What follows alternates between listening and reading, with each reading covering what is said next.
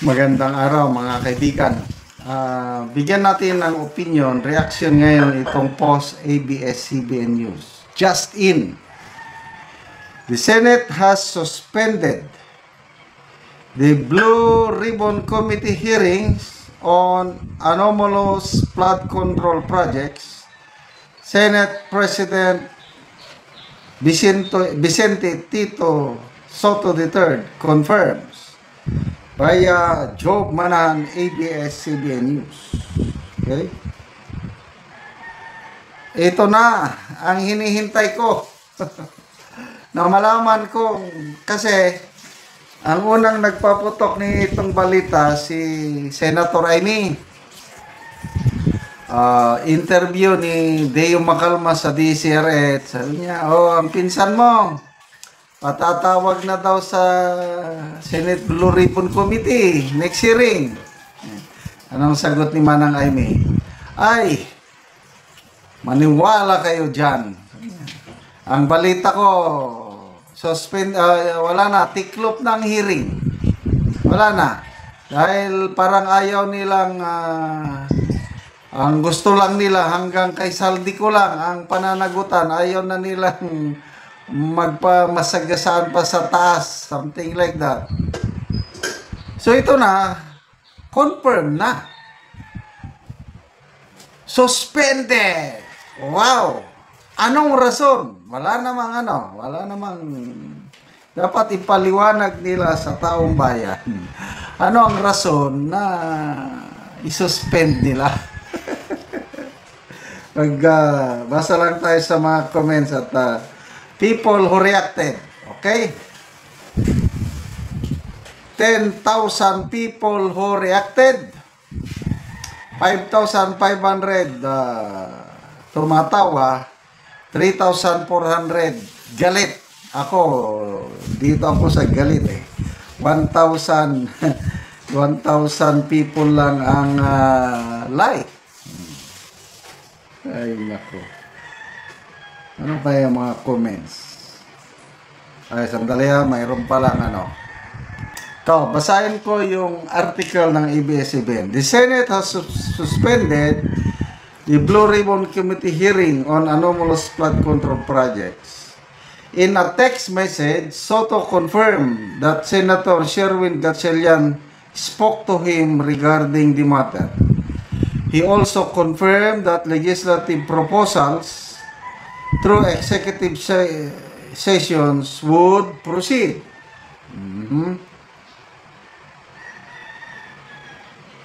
Once we agree on the proposals, we will put it on the floor. Anong mga proposal kaya ito? As about the planned hearing the following week, as the planned hearing the following, Soto told reporters, let's wait for Senator Ping's decision. The Senate President also said they are still discussing the Blue Ribbon's invitation. Pinag-uusapan pa pala.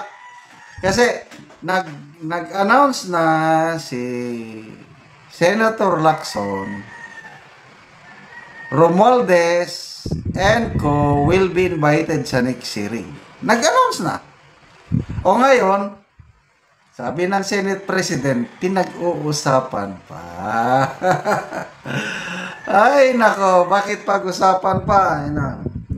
The Senate President also said they are still discussing the Blue Ribbon's invitation to former House Speaker Martin Romualdez and former Ako Bicol Representative Saldico, who have been tagged in irregularities on flood control projects.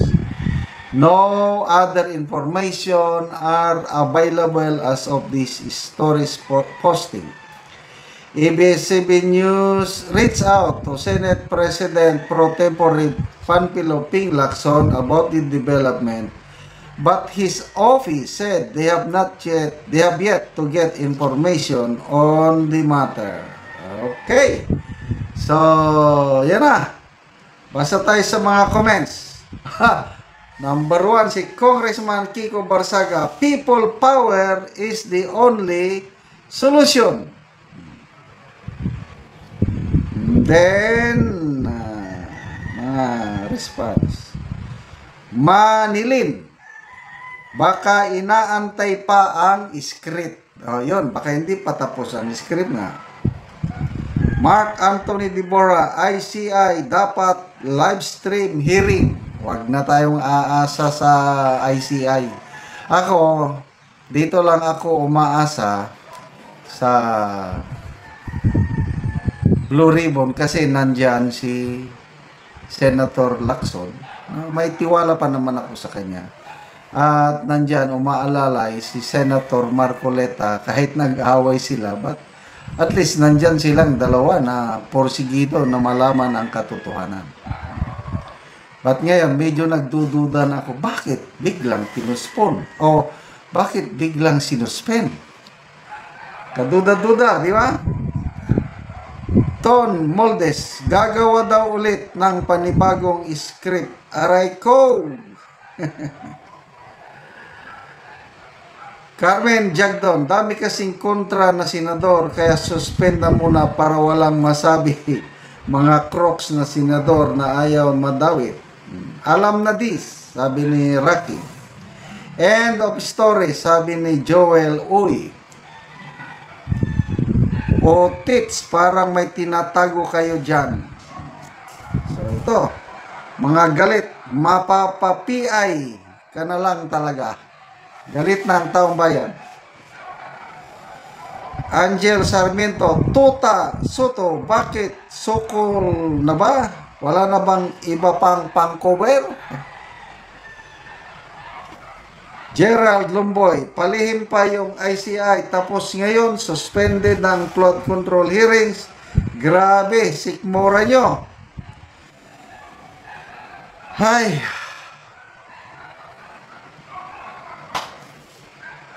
Ano? Tanggapin na lang natin. Ito ang gulong ng palad. Kung minsan ang takbo ng buhay mo, pagdurusan ito'y walang hanggan. Huwag kang manindim at gulong ng palad, gulong ng palad. Ang may kapal marunong tumingin sa taong nasaktan o nagdun. Bawat isang gabi ay mayroon isang umaga,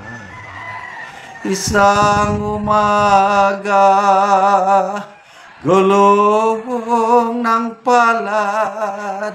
Ang buhay ay gulong ng palad, ang hantungan ay kapalaran.